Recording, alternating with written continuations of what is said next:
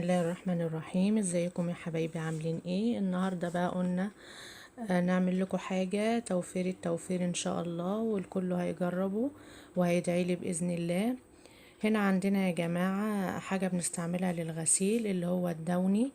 انا قلت اعمله لكم في البيت موفر، عن ما تروحي تجيبي ازازه غاليه وما بتقطعش معانا. دلوقتي بقى معانا الازازه اللي انتوا شايفينها دي بتيجي من عند بتاع الادوات، الصابون والحاجات دي يعني. بتروحوا تقولوا له هاتوا ازازه معطر الدوني، هي مكتوبه كده عليها معطر الملابس. بنجيبها زي ما انتوا شايفين كده. في الميه ديت مقدار 8 رتل ميه. هي الازازه اللي في ايديا دي بتاخد 8 رتل ميه. زي ما انتوا شايفين كده، ايد بتقلب وايد بتصب الازازة، ويا ريت تقلبوا بسرعة عشان ما يكلكعش مننا زي ما الصورة موضحة. وانا ثبتها في الاول الازازة عشان اللي حابب ياخدها سكرين شوت ويجيب زيها. هي ب30 جنيه، بس بصراحة موفرة توفير التوفير. يعني انت من الازازة دي هتعملي 8 رتل دوني. عارفة يعني ايه 8 رتل دوني؟ يعني على الأقل يعني هيوفر معاكي كتير جدا، هيقعد معاكي يعني متهيألي هيقعد عندك شهور، بدل ما تروحي تجيبي الإزازة اللي هي الغالية بتمن 30 جنيه. دي متهيألي يعني ربع الإزازة اللي انت هتجيبيها جاهزة. فده موفر توفير التوفير زي ما بيقولوا. يعني الحلقة بتاع النهاردة من العيار التقيل زي ما بيقولوا، وموفرة واقتصادية جدا جدا. انا جربتها وعجبتني، ولما عجبتني قلت اعمل الفيديو ده لحبايب قلبي مشاهديني ومتابعيني، وعايزة منكم دعوة حلوة كده. وكل ما الغسيل يطلع معطر وريحته جميلة تجنن كده تدعولي، وان شاء الله باذن الله يعجبكم الفيديو.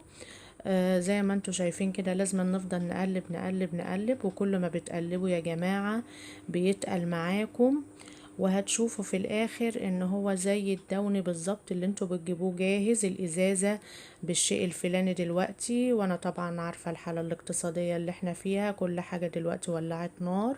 فدي موفرة، هي الازازة بس ب30 جنيه، وبتعمليها بتملي 8 رتل. هي بتملى معاكي 8 رتل، يعني انت هتملي 8 ازايز الازازة تعمل رتل. فشوفي انت كده هتوفري قد ايه، وهتقعد معاكي قد ايه. احنا دلوقتي بنقلب بمضرب سلك انا بستعمله للمنظفات عشان ما يكلكعش معانا ويبدأ يتقل معاكي. ويا ريت تتبعوا الطريقة دي عشان ما يكلكعش معاكوا. يعني انت لو عندك مضرب مستغنية عنه، يا ريت في المرحلة دي تبدأي تضربي بالمضرب زي انا ما بعمل كده، عشان لو في اي تكتلات تفك معاكي ويديكوا السمك بتاع الدون الجاهز بالظبط. والريحة قوية جدا جدا يا جماعة، وفي الغسيل اقوى واقوى. يعني انتوا بتعملوه كده ريحته قلبة الشقة كلها، والسمك بتاعه اتخن من الجاهز كمان. يعني انتوا دلوقتي هتشوفوا معايا، انا هوريكم السمك بتاعه اتقل من اللي بتجيبوه من بره، وريحته قوية جدا جدا.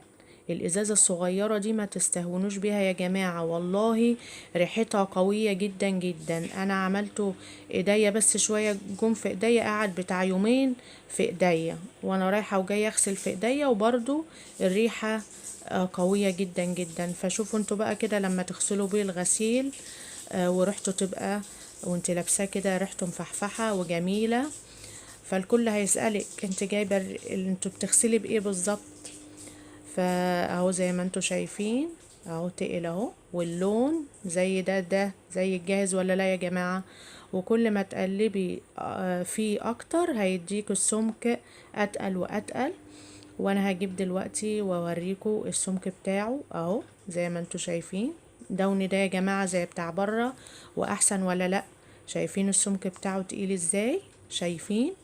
عايزين منكم دعوة حلوة كده وتدعولي، وان شاء الله هعمل لكم اي حاجة موفرة بإذن الله عشان نساعد بعضينا. اهو زي ما انتوا شايفين اهو، والشكل روعة والتقل اجمل واجمل، والريحة بقى ما اقولكمش قوية. هتجربوه ان شاء الله بإذن الله وهتعرفوا الكلام اللي انا بقوله. ويا رب يكون الفيديو عجبكم، وعايزين لايك وشير بقى ومتابعة للقناة، واشتركوا في القناة عشان يوصل لكم مني كل جديد. ويا رب الفيديو يكون عجبكم. والسلام عليكم ورحمة الله وبركاته. دمتم في رعاية الله.